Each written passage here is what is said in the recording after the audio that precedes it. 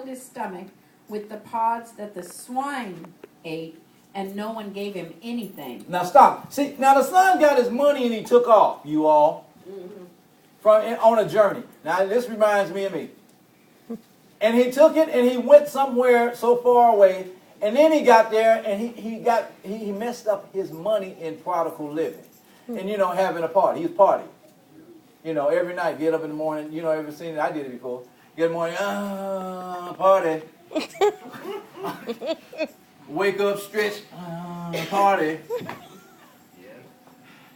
And he run out. Y'all ever seen you get somewhere else in somebody else's land, and the Bible's talking about he got a citizen of that land told him, I know what you can do.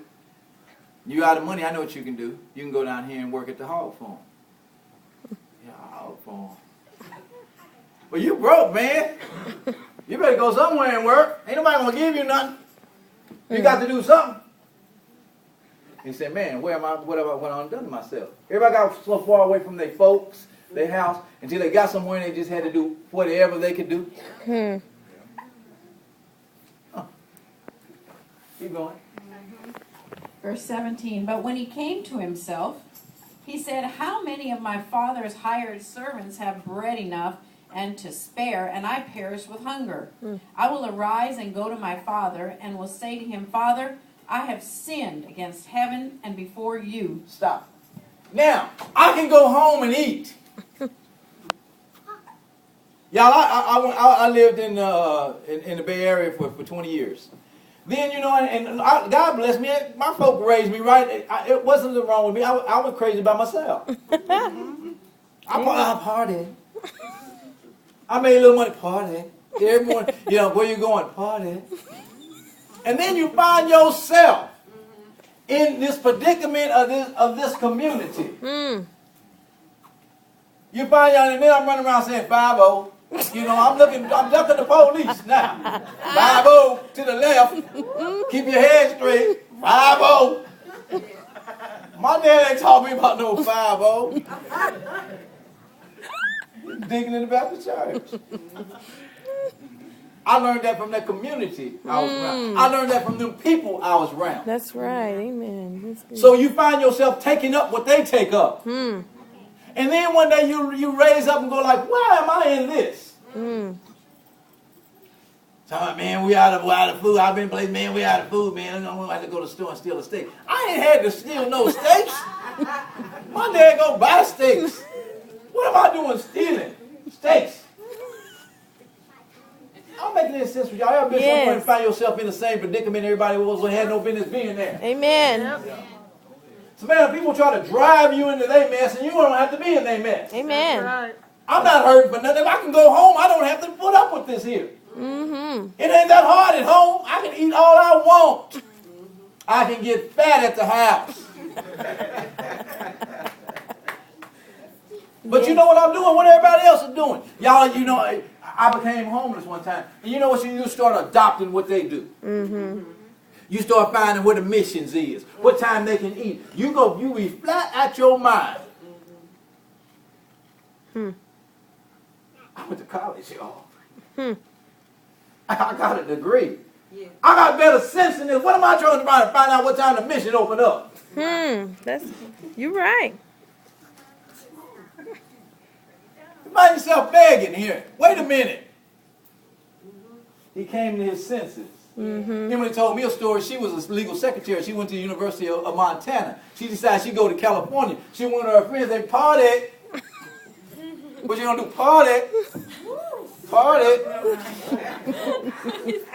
Found out she lost all her money. Oh, no. What'd you say you ended up at? I was working in the cauliflower fields with all the illegal Mexicans. Yeah. She went to California. A legal secretary, University of Montana, decided, and you just end up partying. What did you do? Party. Woke up with no money. No money. Now I'm in the cauliflower fields. Working. What happened to you? You did what? I went home. Yeah. I don't have to do this at the house. I come to my senses. Amen. And you know what happened, Karen? That thing will keep working in your mind, and them citizens of that community you in, you had no business there. Hmm. You wasn't brought up with that. Your family didn't have nothing to do with that. But you know what, y'all? Read a little further. I'm going to show you something. I'm going to show you something today. Verse 20. And he arose and came to his father, but when he was still a great way off, his father saw him and had compassion and ran and fell on his neck and kissed him. And the son said to him, Father, I have sinned against heaven and in your sight, and am no longer worthy. Mr. Hernandez, let me ask you, you seen Jonathan coming? Would you go like, oh no, here comes Jonathan? You gonna run out there and get him. Get in here, boy. Amen. It's something about your dad. Hmm. Instead of him just pushing you away, let me get in. And the first thing he want to do is get you full first. You ain't thinking clear, eat. We need to get some food in your stomach. Terry, tell me how many times when Brandon Rob, first thing you need, but we need to feed you. You can't think. You need some food.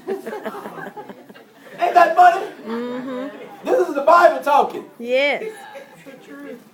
Calvin, when Quincy get there, first thing you want to sit him down. What you need to eat? Yeah, let me get you eating. You need to eat.